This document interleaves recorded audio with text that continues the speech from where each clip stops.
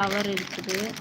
அப்புறம் என்னது வாட்டர்மெலன் இருக்குது, லைம், இது அன்னாசி, ட்ராகன், இது ஒரு ஆரஞ்சு மாதிரி டைப்பில் இருக்குது. கிவி இருக்க மாதிரி இருக்குது, துரியன் இருக்குது. தென் என்னன்னு தெரியல, ஸ்ட்ராபெரின்னு நினைக்கிறேன். ஓகே, ஸ்ட்ராபெரி தான். இது என்னன்னு தெரியல. இது ஒரு வாட்டர்மெலன் டார்க் ஷேடில் இருக்குது.